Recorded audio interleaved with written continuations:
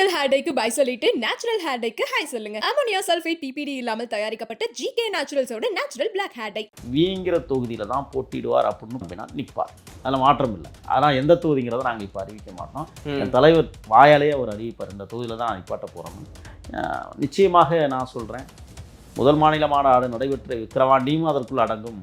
நான் பிறந்த புண்ணிய தேசமாம் ராமநாதபுரமும் அடங்கும். ஒரு மாபெரும் மகத்தான மக்கள் புரட்சி இந்த மண்ணிலே உருவெடுப்பதற்கான காலகட்டத்தை தீர்மானித்திருக்கிற நான் கேட்குற மாதந்தோறும் மாநாடு நடத்துறீங்களா? எதுக்குப்பா? இதுக்கு முன்னாடி எல்லாம் தேர்தல் நடத்துனீங்கல்ல, மாநாடு நடத்துனீங்களா? முதலமைச்சருக்கு யாராவது சோசியக்காரன் சொல்லியிருப்பான் போகிறீங்க பாருங்கள், விஜய் மாதிரியே நீங்களும் ராமாக்குள்ள நடந்துக்கோங்க, விஜய் மாதிரியே பேண்ட் சட்டை போடுங்க, அப்போ தான் உங்களுக்கு வெற்றி வாகை வரும் அப்படின்னு எவனோ சூனியக்காரன் சூனியம் பண்ணிட்டான் போடுங்க. இது என்ன போற முதலமைச்சர் விஜய் போல மாறிக்கொண்டிருக்கிறார், விஜய் முதலமைச்சராக இதை விட இன்னொரு கொடுமை, சேப்பாக்கத்தில் விசில் எடுத்துட்டு போகக்கூடாது. ஆமா, தெரியல. அப்ப நடத்துனர் நம்ம விசில் வச்சுக்க கூடாது, தொடர் வண்டி துறையில எவனும் விசில் வச்சுக்க கூடாது, பணியாளர் விசில் வச்சுக்க கூடாது. அதை கேட்டுக்கங்க, அதை கொண்டு போனீங்கன்னா என்ன பண்ணுவான்னு கேட்டுக்கங்க, வலுக்கட்டாம விசில பறிச்சு வீசிடுவாங்க. அது வீசிடுவாங்க. சரி, உள்ள போய் டிவிக்கே விசில்னு கத்துவான். சேப்பாக்கம் செதற போகுது இந்த தேர்தலில். நீங்கள் பெருத்த பகல் கனவு கண்டு கொண்டு இருக்கிற துணை முதலமைச்சர், தயவுசெய்து எங்காவது போய் இந்த எங்கள் ஓய்வெடுங்க. வெளிநாடுகளில் போய் அடிக்கடி போகிறீங்களே கூத்தும் குமாலமும் நடிக்கிறது, அங்கே போய் ஓய்வெடுத்துங்க. அதனால் சேப்பாக்கம் மைதானத்தில் நீ விசிலை தடை பண்ணுன்னா அதை பண்ணிக்கோ. விசில் அடிப்பதை ஒரு நாளும் தடை செய்ய முடியாது. வெற்றின்னு சொல்லிட்டு இருக்கீங்க. உங்கள் தலைவர் நிற்கக்கூடிய எந்த தொகுதியாக இருந்தாலும் கூட்டணி கட்சி யாருன்னு தூக்கி போட்டு திமுக காரனை போடுவோம். காரணம் நான் கேட்கிறேன், திமுக பெண்ணனை வைத்து நாங்கள் விஜயை தோற்கடித்து விட்டோம்னு வரலாறு. நான் சவால் விடுறேன், மு.க. ஸ்டாலின் எங்க தலைவரோட வந்து போட்டி போட முடியுமா? அவர் குளத்தூர்ல தான் நிக்க போறாரு. விஜய் ஏன் குளத்தூர்லேயே போய் நிற்கிறீங்க? மாறுங்க. இல்லை உங்க மகன் துணை முதலமைச்சரை போட்டியிட வைங்க. தெம்பு இருக்கா, திராணி இருக்கா? நான் கேட்குறேன், நீ எத்தனை திமுக காரனா இங்கே ஒன்றா நிப்பாட்டு, எங்களுக்கு ஒன்றும் பயமே கிடையாது. ஆழமாக வலுவாக காலூன்றி இருக்கிற தமிழக வெற்றி கழகம் தூளாக்கும் இல்லை. இன்னொரு கருணாநிதியே வந்து நிப்பாட்டட்டுங்க, எங்களுக்கு ஒன்றும் பயமே கிடையாது. நாங்கள் எதுக்கு பயப்படணும்? நீ பயந்துக்கிட்டு சொல்ற வார்த்தை இது.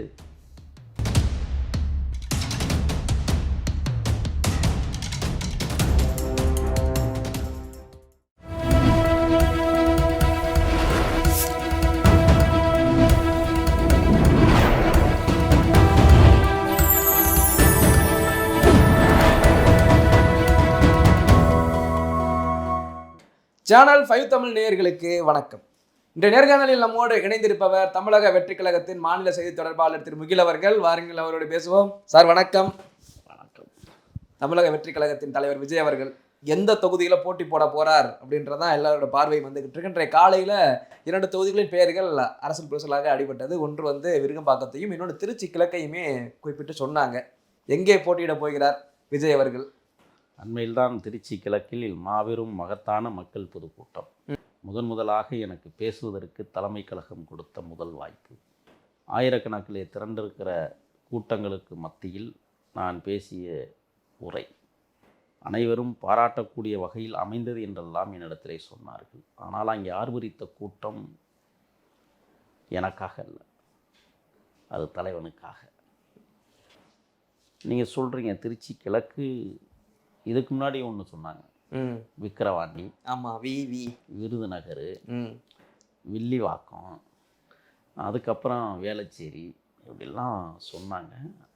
எங்கள் தலைவர் வந்து எப்போவெல்லாம் பேசலையோ அப்போவெல்லாம் இவங்க பேசுவாங்க.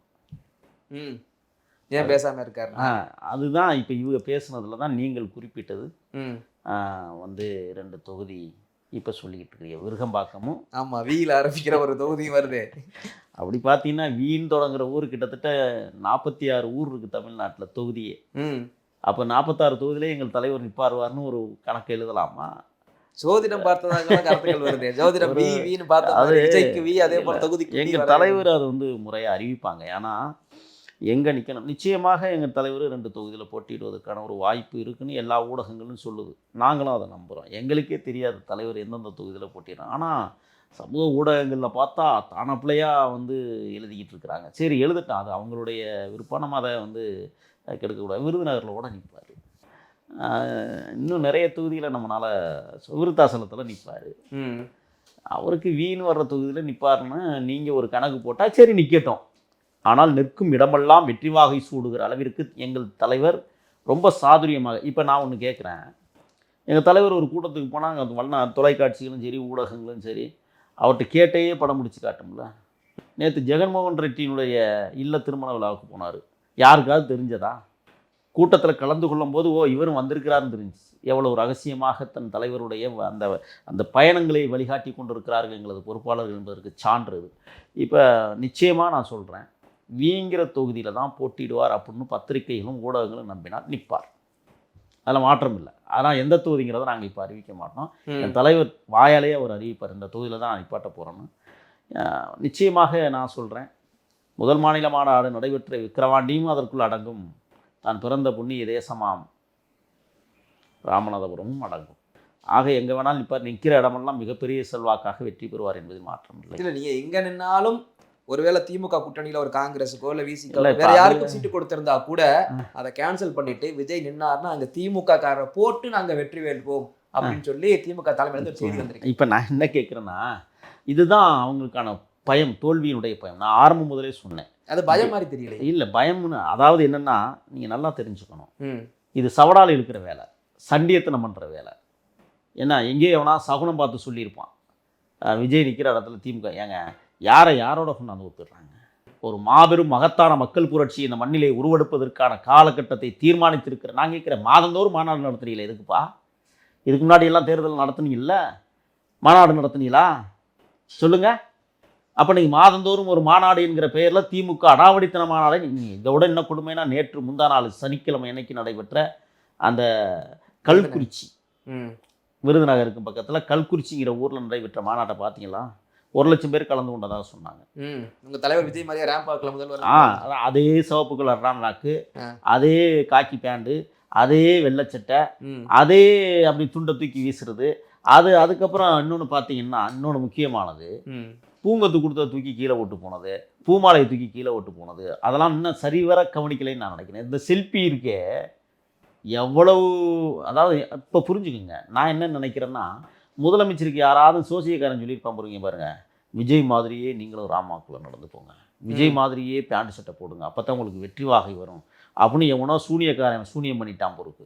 இப்போ அதையே காப்பீடிக்கிற கூட்டமாக இந்த திருட்டு மாடல் அரசு அல்லது திருட்டு முன்னேற்ற கழகம் செய்து கொண்டிருக்கிறது என்றால், எங்களை பார்த்து காப்பின நீங்கள் விஜய் மாதிரி வந்துடுவீங்க. ஒரு படத்தில் சொல்லுவோம்ல, நீ எம்ஜிஆரை போல இருக்கானே அப்படிங்கிற கதையா, இவனுங்க இப்போ என்ன பண்ணிட்டானுங்கன்னா, விஜய் மாதிரி நீங்கள் இருக்கணும் பார்த்துக்கங்க அப்படின்னு பேண்ட் சட்டையை போட விட்டு. இன்னொன்று, முதலமைச்சர் பேண்ட் சட்டை போட்டதே எங்கள் தலைவரை பார்த்து தான். இது என்ன போற வர முதலமைச்சர் விஜய் போல மாறிக்கொண்டிருக்கிறார், விஜய் முதலமைச்சராக. நீங்கள் ஒரு செய்தி நல்லா தெரிஞ்சுக்கோங்க, இவருக்கு கடவேட்டி கட்டிக்கிட்டு தானே எங்கே வேணாலும் போவார். ஆமாம், எங்கள் தலைவர் வந்ததுக்கு பிறகு இப்போ பேண்டை போட ஆரம்பித்தார். ராம்நாக்கில் போகும்போது இப்போ என்ன நடந்து போச்சுன்னா, அதே பேண்ட் அடியா, என்ன விலை கொடுத்தாலும் அதை எடுத்துகிட்டு வா, நான் அதையும் போட்டு பார்க்குறேன் அப்படின்ட்டு போடுற லெவலுக்கு எங்களது தமிழக வெற்றி கழகம் ஒரு முதலமைச்சரை மாற்றி இருக்கிறது என்றால், எங்களது முதலமைச்சர் மாற்றி இருக்கிறார், அப்புறப்படுத்தப்பட போகிற முதலமைச்சர். இதுதான் இங்கே ஒரு விஷயம். மக்கள் மனதில் இன்னைக்கு நீங்கள் இடம்பெற்றிருக்கிற ஒரு இன்னொரு எம்ஜிஆருங்க எங்கள் தலைவர். நான் சொல்கிறேன், எழுதி வச்சுக்கோங்க, செல்லும் இடமெல்லாம் மக்கள் வெள்ளம். எங்கே இல்லைங்கிறீங்க? தலைவர் போகாத கிராமத்தில் இன்னைக்கு பயங்கரமாக கூடுறான் கூட்டம். நேற்று பார்த்தீங்களா கோவையில் கூடிய கூட்டத்தை? அதுக்கு முன்னாடி பார்த்தீங்களா திருச்செங்கோடு கூட்டத்தை? அதுக்கு முன்னாடி நேற்று நாஞ்சில் சம்பத்து பேசினாரே நாசரேத்தில் பார்த்தீங்களா பொதுக்கூட்டத்தை? அப்போ எந்த அளவிற்கு இவர்கள் வீரியம் கொண்டு வெகுண்டெழுந்து மக்கள் ஆர்வரிக்க தொடங்கியிருக்கிறார்கள் என்பதை ஆளுங்கட்சிக்கு புரிய வைக்க வேண்டும் என்பதற்காக இன்றைக்கு எங்களுடைய 2ஆம் கட்ட தலைவர்கள் இன்றைக்கு செல்லும் இடமெல்லாம் செல்வாக்காக நின்று கொண்டு இருக்கிறது என்றால், இன்னொன்று அந்த மாநாட்டில் ஒன்று நடத்தினா இங்கே பாருங்கள், தற்குறியல்னு எங்களை சொல்கிறானுங்க, பைத்தியக்காரர்கள். உங்களுக்கு காட்டுறேன் பாருங்கள், சில விஷயங்கள்லாம் காட்டுறேன்.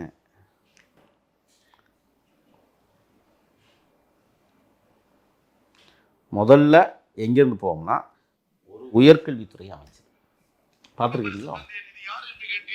திருவள்ளுவர் என்றார், உனக்கு பிடித்த திருக்குறள் சொத்து, கசடர கற்க கசடர கற்க, கற்ற பின் இகழ்வாரை தாங்கும் நிலங்கள் இகழ்வாரை தாங்கும் நிலங்கள் இகழ்வாரை தாங்கும் நிலங்கள் நிலம் போல தன்னை இகழ்வாரை பொறுத்தல் தலை 16 அடி வந்துருச்சு மொத்தம். தலை. படிக்கிற மாணவ மாணவர்களுக்கு அன்பு பரிசு தருவது வணக்கம்.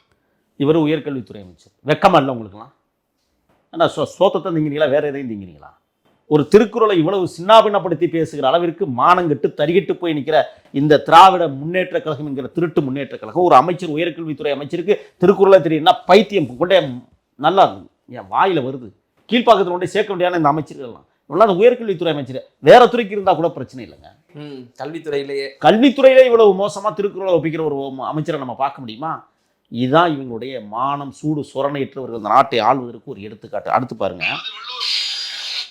இந்த மாநாட்டு கூத்துக்கள்லாம் நீங்கள் பார்க்கணுங்கிறதுக்காக தான் இப்போ இதை எடுத்தேன். குப்பை அள்ளுகிற வண்டியில் உணவு அள்ளிக்கிட்டு போகிறாங்கன்னா இதை விட ஊதாரி கூட்டம் எங்கேயாவது நீங்கள் பார்த்துருக்குறீங்களா சொல்லுங்க. அடுத்து பாருங்க, இவங்க பண்ண வேடிக்கையெல்லாம்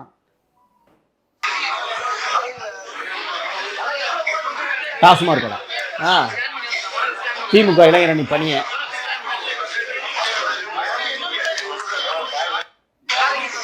இப்படித்தான் இவங்களுடைய லட்சணம். இவங்க எங்களுக்கு பாடம் எடுக்கிறாங்களாம். எங்க மாநாடு நடந்துச்சு, எங்கேயாவது இந்த மாதிரி ஒரு சம்பவம் நடந்த வரலாறு பார்த்துருக்குறீங்களா?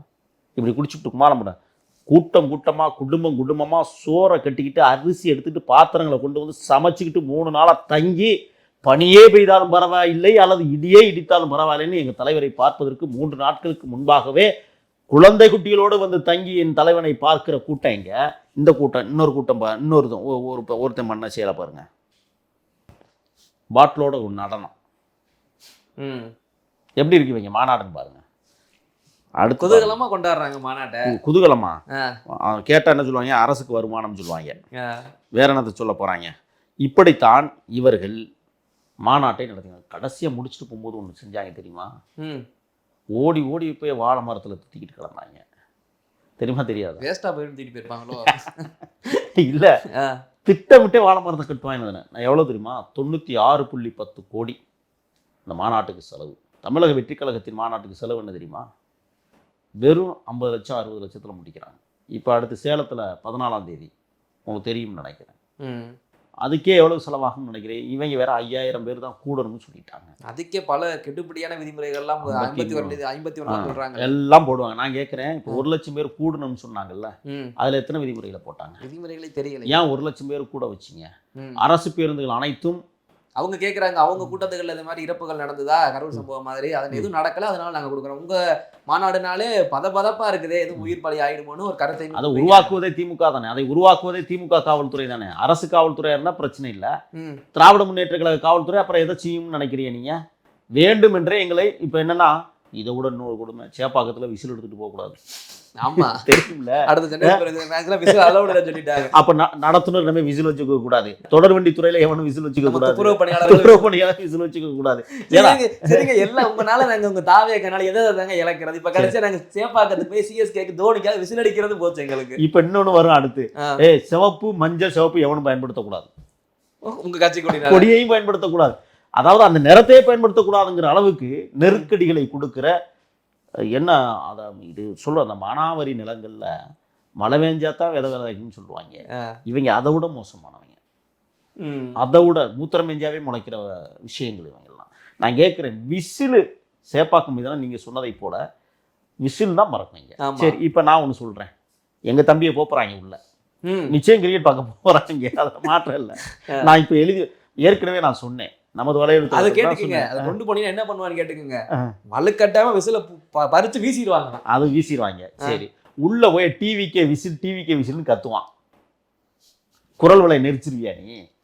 கத்துறாங்களா இல்லன்னு பாருங்க, நீங்க எழுதி வச்சுக்கோங்க சார். யார் தொகுதியில நீங்க என்ன பேசி என்ன யார் தொகுதியா இருந்தானே, இது எங்க தொகுதிங்க? சேப்பாக்கம் தொகுதி இல்ல, சேப்பாக்கம் எங்களுடைய தொகுதியா மாற இருக்கிறது. சேப்பாக்கம் எங்களுக்கான தொகுதி. அங்க இருக்கிற மக்கள் பூரா தமிழக வெற்றி கழகத்தை நோக்கி படையெடுத்து கொண்டிருக்கிறார்கள். சேப்பாக்கம் செதற போகுது இந்த தேர்தலில். நீங்க பெருத்த பகல் கனவு கண்டு கொண்டிருக்கிற துணை முதலமைச்சர், தயவு செய்து எங்காவது போய் இந்த எங்கள் ஓய்வெடுங்க. வெளிநாடுகளில் போய் அடிக்கடி போகிறீங்களே கூத்தும் குமாலமும் நடிக்கிறதுக்கு, அங்கே போய் ஓய்வெடுத்துருங்க. ஏன்னா சேப்பாக்கம் மைதானம் விசில் அல்லாமலேயே நான் கேட்குறேன், மடக்கி விசில் அடிக்க போகிறான். விசில் தான் கொண்டு போகக்கூடாது. முதலாக தமிழர்கள் விசிலை நம்ம வலையொலித்தளத்தில் தான் நம்ம பேசியிருக்கிறோம். விசிலை பற்றியான ஒரு வரலாறை நம்ம தொகுத்துருக்கிறோம்ல. நம்ம வலையொலித்தளத்தில் தான் நான் சொன்னேன், விசில் முதலாக நம்ம தான் பகிரங்கப்படுத்தும். சொன்ன முதல்ல சின்னம் இது நமக்கு தான் வரும்னு சொன்னேன். இப்போ நான் சொல்கிறேன், நமது வலையொலித்தளம் எங்கள் தலைவர் விஜய் தான் தமிழ்நாட்டின் முதலமைச்சர். ஆர்வமாக சொல்லிட்டு போகிறேன், எழுதி வச்சுக்கோங்க. சேப்பாக்கம் மைதானத்தில் நீ விசிலை பயன்படுத்த தடை, மகிழ்ச்சி, நாங்கள் விரலை வச்சு விசில் அடிப்போம், நீ என்ன பண்ண போற? டிவிக்கேன்னு கத்துவோம், நீ என்ன பண்ண போற? சொல்லு பார்ப்போம். அதை தடை பண்ணிடுவியா? என்ன தெரியுமா பண்ணுவானுங்க? மக்கிய நாள் இன்னொரு விளையாட்டு போட்டி நடந்துச்சுன்னா, இங்கே வா, நீ என்ன கட்சி, நீ என்ன கட்சி, நீ என்ன கட்சி, டிவிக்கையா இன்னமே உள்ள இடமே இல்லை, திமுகவா உள்ள விடு, அண்ணா திமுகவா உள்ள விடு, நாங்கள் 2 பேரும் கூட்டி சேர்ந்துப்போம், டிவிக்கே தாவேக்கானா வெளியிலே நில்லு, நீ மேட்சே பார்க்க போகக்கூடாது. அப்படி ஒரு நிலைமையை கூட இவர்கள் உருவாக்குவார்கள். அப்படின்னா பார்த்துக்கோங்க என்னன்னு. அதனால சேப்பாக்கம் மைதானத்தில் நீ விசிலை தடை பண்ணா பண்ணிக்கோ, விசில் அடிப்பதை ஒரு நாளும் தடை செய்ய முடியாது. தமிழர்கள் பூர்வீகமாக அவன் 2 விரல்ல லாக்கு மடிக்கிட்டு அடிக்கிற விசிலாங்க அந்த மைதானமே. தேர்தல் ஆணையம் ரொம்ப யோசிக்குமா, ஏன்டா இந்த சின்னத்தை கொடுத்தோம்னு. நீங்க ஒண்ணுங்க, உதயசூரியனை கையில் எடுத்துட்டு போக முடியாதுங்க, ரெட்டலையை ஒடிச்சு எடுத்துட்டு போனா வாடிருங்க. வேற கை சின்னத்தை இப்படி கொய்ய கொண்டே காட்டிடலாம், அது கையின்னு சொல்லிட்டு எவ்வளவு நேரம் தூக்கிங்க. நீ விசில கழுத்துல தொங்க போட்டாவே முடிஞ்சு போச்சுங்க, அதை எடுத்துட்டு போக வேண்டிய அவசியம்லாம் இல்லை. சரி விசில நீ விடலை, அதான் முதவே சொன்னேன், நாக்கை மடித்து 2 விரலை இந்த 2 விரலையும் விட்டு அடிப்பான், நீ என்ன பண்ணுவ? நீ எதை தடுப்ப? எனக்கு அதுதான் கேள்வியாவே காலையில இருந்து செய்தியை பார்த்தேன். இல்ல இது எவ்வளவு கோமாளித்தனம். நீங்க 5000 பேருக்கு 51 நிபந்தனைகள் போடுறீங்க, 1,00,000 பேர் கூடணும்னு சொன்னீங்க, அது எங்க இருந்து ஆளை பொறுக்கிட்டு வந்தா தெரியும் நம்மளுக்கு. நீங்க அந்த வீடியோல பாத்தீங்கன்னா தம்பி என்ன சினிமா செஞ்சுட்டாங்க, செல்லை எடுத்துக்கிட்டான், செல்லை எடுத்து வச்சுக்கிட்டு எங்க தலைவர் படத்தை போட்டுக்கிட்டு ஆட்டிக்கிட்டு இருக்கிறான், பணியும் திமுக பணியும் போட்டுக்கிட்டு. என்னடான்னா இவன் தான் எங்களுக்கு தலைவர்னு சொல்லி பேருந்துக்குள்ள அந்த அரசு பேருந்துக்குள்ள வச்சுக்கிட்டு கொண்டாடிக்கிட்டு இருக்கிறான்னு சொன்னா, இதுதான் தமிழக வெற்றி கழகத்தினுடைய மாபெரும் வெற்றியாக இன்றைக்கு கருதப்படுகிறது. நீ எத்தனை மாதம் ஒரு மாநாடு, நீங்க வெற்றின்னு சொல்லிட்டு இருக்கீங்க, உங்க தலைவர் நிற்கக்கூடிய எந்த தொகுதியாக இருந்தாலும் கூட்டணி கட்சி யாருன்னு தூக்கி போட்டு திமுக காரனை போடுவோம். காரணம் நான் கேட்கிறேன், திமுக பெண்களை வைத்து நாங்கள் விஜயை தோற்கடித்து விட்டோம்னு வரலாறு. நான் சவால் விடுறேன், நான் ஒரு மாநில செய்தி தொடர்பாளர் கட்சிக்கு நான் சவால் விடுறேன், மு.க. ஸ்டாலின் எங்க தலைவரோட வந்து போட்டி போட முடியுமா? நிப்பியா? இல்ல அவர் குளத்தூர்ல தான் நிக்க போறாரு விஜய். ஏன் குளத்தூர்ல போய் நிக்கிறீங்க? மாறுங்க, எங்க தலைவர் நிக்கிற தொகுதியில வந்து பாருங்க. இல்ல உங்க மகன் துணை முதலமைச்சரை போட்டியிட வைங்க. தெம்பு இருக்கா, திராணி இருக்கா? நான் கேட்கிறேன், நீ எத்தனை திமுக காரனா இங்க உடா நிப்பாட்டு, எங்களுக்கு ஒன்றும் பயமே கிடையாது. ஆழமாக வலுவாக காலூன்றி இருக்கிற தமிழக வெற்றி கழகம் தூளாக்கும் உங்களை. இன்னொரு கருணாநிதியே வந்து நிப்பாட்டட்டுங்க, எங்களுக்கு ஒன்றும் பயமே கிடையாது. நாங்கள் எதுக்கு பயப்படணும்? நீ பயந்துக்கிட்டு சொல்ற வார்த்தை இது. இந்த மாநாடுகளை நடத்துவதற்கு இத்தனை கோடி செலவழிப்பதற்கு காரணமே தமிழக வெற்றி கழகம். இப்படி ஒரு இயக்கம் உருவாகலைன்னா நேரம் அசால்ட்டுத்தனமா மாநாடே நடத்தவன்னா ஓட்டுக்கு 200 ரூபா கொடுத்து ஓட்டு வாங்கிப்பலான்னு நினைக்கிற பகல் கனவு கண்டவர்கள் இன்னைக்கு பதறி துடித்து கொண்டு மாதந்தோறும் ஒரு மாநாடை நடத்தி கொண்டு இவர்கள் வந்து இன்னைக்கு வந்திருக்கிறாங்கன்னு சொன்னால், ஒரு மாநாட்டுக்கு 100 கோடி ரூபாய் செலவழிக்க வைக்க விட்டதே தமிழக வெற்றி கழகம் தான். எதுக்கு இவ்வளவு வாழைத்தார்கள், வாழை மரங்கள், இவ்வளவு நுங்கு வகைகள், இவ்வளவு ஆப்பிள் வகைகள், பழங்கள் வகைகள், பூ வகைகள், எதுக்கு இதெல்லாம்? யாரை ஏமாத்துறதுக்கு? பாருங்க, அவன் மாநாடு முடியுதோ இல்லைங்க, கடையில் போய் நிற்கிறான் ஒயின் ஷாப்பில். இதை அடித்து நொறுக்குவதான் தமிழக வெற்றி கழகத்தின். இப்போ அடுத்த மாநாடு திமுக அறிவிக்க சொல்லுங்க பார்ப்போம். எங்கள் தலைவர் அனைத்து தொகுதிகளுக்கும் இப்போ செல்ல போகிறார், அறிவிப்பு 2 நாளையில் வருது. கிட்டத்தட்ட 234 தொகுதியிலும் எங்கள் தலைவருடைய காலடி தடம் பட இருக்கிறது. என்ன பண்ண போறீங்க? சரி, சேப்பாக்கத்தில் விசில தடை பண்ணிட்டீங்க, கூடுற கூட்டமெல்லாம் விசில் சத்தம் கேட்குற, அதை தடை பண்ணிடுவீங்களா? சொல்லுங்க பார்ப்போம். அப்போ உங்களுடைய கோண புத்தி இன்றைக்கு வெளியில வந்திருக்கிறது. கேட்டா இன்னொன்று தெரியுமில்ல, தமிழக வெற்றி கழகம்னு பேர் சொல்ல மாட்டாங்க, விஜய்ங்கிற பேரையும் சொல்ல மாட்டாங்க. ஆமா, பயன்படுத்துறதே இல்லையே. கருத்துக்கள் இல்லை, அதான் அப்புறம் ஏன் அந்த மறைமுகமா எங்க தலைவரை காப்பி அடிச்சு எல்லாம் பண்ணணும்? ஏன் சார் வெள்ளை சட்டையும் காக்கி பேண்ட் உங்க தலைவருக்கு உரியதா அப்படின்னு கேட்பாங்களே. அது எங்க தலைவர் தான் அப்படி போட்டுக்கிட்டு நடந்து வந்தாரு, அப்படி கையசிட்டு வந்தாரு, தொண்டர்கள் போடுகிற துண்டை வாங்கி கொண்டாரு, பூங்கொத்தை வாங்கி எட்டி நின்று வாங்கி அவனுக்கே மாலை அனுப்பிச்சாரு. அதெல்லாம் நீங்க காப்பி அடிச்சுட்டு இருக்கிறீங்க. உங்களுக்கு மாடல்னா என்னன்னா, இப்ப நாங்கள் தான் மாடல். விஜய் மாடலா? விஜய் மாடல், திராவிட மாடல்லாம் கிடையாது, விஜய் மாடலாக மருவி இருக்கிறது திமுகவுக்கு. நீங்க கடையை போட்டுட்டு அந்த சீசன் முடிஞ்சோன்னா போயிருவீங்கன்ற மாதிரிலாம் எனக்கு துணை முதல்வர் உங்க கடையை முற்றிலுமா அகற்றுவதற்கு தானே இப்ப நாங்க கடை போட போறோம். புதுசா வருவாங்க அப்படின்னா அந்த புது இதில் நாங்கள் அந்த கடையை, அது பாலடைந்த கடையாக போயிடுச்சு, அதை அகற்றிவிட்டு புதிய கடையை உருவாக்குவதற்கு தான் நாங்கள் இப்போ வந்திருக்கிறோம். நாங்கள் வந்து ஏதோ திருவிழா வந்து கூடுகிற கூட்டம் இல்லது. நிரந்தரமான கூட்டம் என்பதை நிரூபிப்பதற்கான களம் இது. ஆனால் பல வலைவழித்தளத்தில் நம்ம வலைவழித்தளத்திலே சொன்னேன், வா மோதி பார்ப்போம்னு தான் சொல்கிறேன், இப்போவும் சொல்கிறேன், சவால் விடுறேன். தைரியம் இருந்தால், தெம்பு இருந்தால், திராணி இருந்தால் தமிழக வெற்றி கழகத்தோடு போட்டி போட்டுப்பாரு. நீ எங்கே நிற்கிறான்னு நாங்கள் பார்க்குறோம். காணாமல் சிதறடிக்கப்படுவீர்கள். நீங்கள் அடித்த கொள்ளைகளை ஊர் ஊராக பேச இருக்கிறோம். பார்த்தீங்களா, பழனியாண்டி என்கிற ஒரு பொறுக்கி நாய் தலைவர்களை மரியாதையை பேசுங்க, நாய்க்கு கூட மரியாதை கொடுக்க வேண்டும். அந்த பொறுக்கி பைய 2 பத்திரிகையாளர்களை அடித்து துவம்சம் செய்து இன்னைக்கு வழக்கை எதிர்வேலை இருக்காங்க. இதெல்லாம் எங்களுக்கு ரொம்ப நேரம் ஆகாது. மக்கள் தெளிவாக இருக்கிறார்கள். அரசியல் நெருங்க நெருங்க நீங்களும் ஒரு பக்கம் சவால் விட்டுட்டு இருக்கீங்க, அவங்களும் சவால் விடுறாங்க. நீங்க சொன்னது போல ஏன் விஜய் நிற்கிற தொகுதியில் முதலமைச்சரோட துணை முதலமைச்சர் நிற்பான்னு கேட்குறீங்க. குளத்தூர்லயோ சேப்பாக்குலயோ விஜய் அவர்கள் நிற்க துணிச்சல் இருக்கிறதா? இல்லை, நான் இந்த கேள்வியை வைக்கிறீங்க. நாங்கள் சவால் விடல. திமுக எங்கெல்லாம் நிற்கல, 2 தொகுதிகள்னு அடிபடுது நீங்க சொல்றீங்க. ஆமா, 2 தொகுதியில ஒரு தொகுதியில நார்மல் ஒரு தொகுதியை எடுத்துக்கிட்டு இன்னும் ஒரு தொகுதி முதலமைச்சர் துணை முதலமைச்சர் போட்டியிடக்கூடிய 2 தொகுதியை சூஸ் பண்ணா ஏன் சூஸ் பண்ணக்கூடாது? பண்ணுனா துணிச்சல் தானே? இல்ல பொறுத்துருங்க. ஏன்னா இன்னொரு செய்தி உங்களுக்கு நான் சொல்றேன். தமிழக வெற்றி கழகம் யாருக்கும் எவரையும் புண்படுத்தாமல் பேச வேண்டிய நோக்கம் இருக்கிறது. ஒன்று, முதலமைச்சர் அவர்கள் போட்டியிடுகிற தொகுதியில் தாவேக்கா போட்டியிடும்.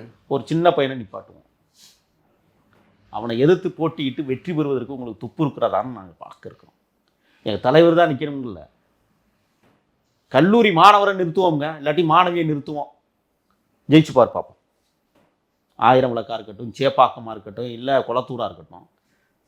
எப்படி பெருந்தகை பேரறிஞர் அண்ணா காமராசரை தோற்கடிப்பதற்கு ஒரு கல்லூரி மாணவரை நிறுத்தி வெற்றி கண்டாரோ, அதை போல எங்கள் தலைவர் விஜய் அவர்களும் ஒரு கல்லூரி மாணவரையோ அல்லது மாணவியை நிறுத்தி இந்த தமிழ்நாட்டின் முதலமைச்சரை, இந்த கொள்ளைத்துறை முதலமைச்சரை, கொடுங்கோல் ஆட்சி நடத்துகிற முதலமைச்சரை அப்புறப்படுத்த வேண்டும் என்கிற வீரியத்தோடு களத்தில் நிற்க போகிறான். என் தம்பியும் என் தங்கச்சியும் மோதி பார்ப்போம் வாங்க. ஆக தமிழக வெற்றி கழகம் தமிழ்நாட்டில் புதியதொரு அரசியல் மாற்றத்தை இன்றைக்கு உருவாக்கி கொண்டிருக்கிறது. கூட்டணி என்னாச்சு?